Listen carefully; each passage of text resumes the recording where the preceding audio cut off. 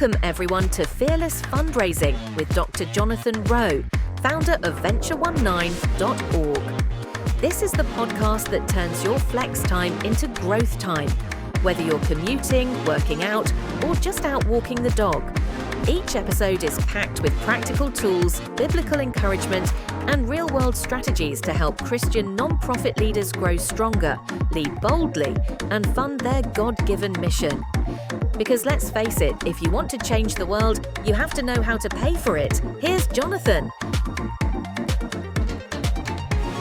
Hello, everybody. This is Jonathan from Venture19. Today, I just want to talk to you for about 10 minutes about artificial intelligence, and I want to give you a few ways of how I have used artificial intelligence over the past week to help me in a number of ways. So the first example is this. Carla and I lead a neighborhood group in our home on Tuesday nights, and we are studying some concepts and principles from a book called Unoffendable in connection with our local church that we attend, CCV. And so I went into ChatGPT Plus, which is the platform that I use. It's a little bit different than ChatGPT. It's a paid version that is a little bit more detailed and has some greater capabilities. So I went into ChatGPT Plus and I said, please create a 7-day devotional based on the book Unoffendable and the concepts and topics that are discussed in the book. Insert scripture references, insert a paragraph-long reflection, and also add some inspirational quotes from some other Christian writers and authors. And I hit enter on that, and what I received was pretty great. It was a 7-day devotional. I also gave the instruction to start on a Sunday and end on a Saturday.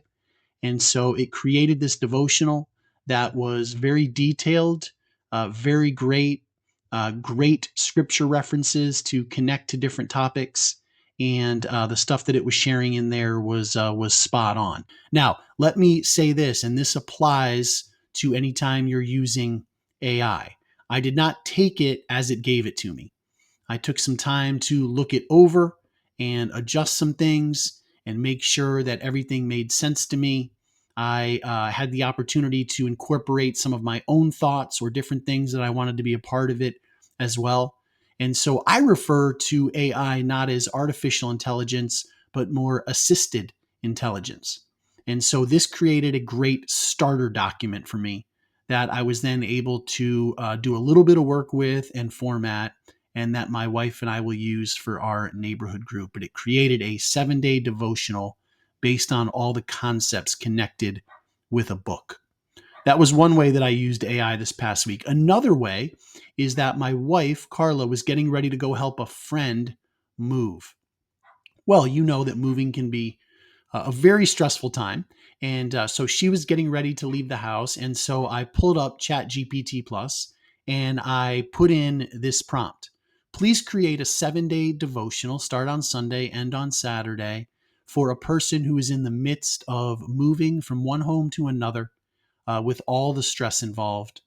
Please add scripture references, a portion of reflection, some other quotes from other Christian leaders that might be inspirational, and I hit send on that.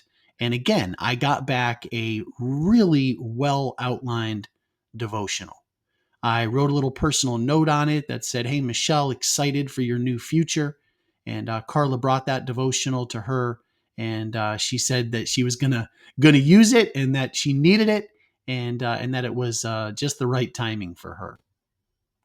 Next, recently, Heather Hicks taught a great online session for Venture19 about how to build out your monthly giving program.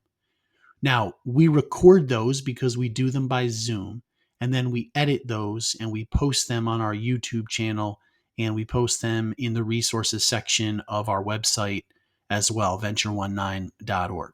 So I did not have the transcript of everything that Heather taught. It was just a live teaching. But here's what I did. I went to YouTube once we posted it on YouTube, and this is something that you need to know. Anything that's posted on YouTube, you can grab a transcript for. Reach out to me. I can show you how to do that. It's pretty easy. So I grabbed the transcript of Heather's 75-minute teaching, and then I pasted that into ChatGPT Plus, and I said, please summarize this entire teaching, organize it, provide titles and subtitles, make sure that you summarize all the main points, and just create a document that we can give to people as a follow-up to this training session. And it was great. It provided just a great resource. Again, I had to look it over and make sure everything was just right, adjust as needed. But it was a really interesting dynamic for me because I was trying to figure out, okay, all we have is the audio recording here. So what should we do? And so then I thought, grab the transcript from YouTube, stick it into ChatGPT Plus, and see what it can do. And it was great. And then here's another example, and this is the last one that I'll share. This is a very, very unique example. I wasn't even sure if it was going to work, but it did. I have been working on preparing a workshop. It's called Finishing Strong, How to Maximize Your December Donations.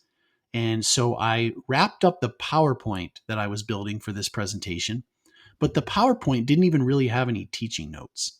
For me, the slides were just built out in a way that I'll be able to look at my slides and just sort of teach and train from whatever's on the slide deck. And so that's all I had. So no teaching notes, just the slide designs that were built out for the session. Well, here's what I did. I took that PowerPoint and I saved it as a PDF. And then I uploaded that PDF to ChatGPT Plus. And I said, please create a worksheet for me based on all the information on these 40 PowerPoint slides.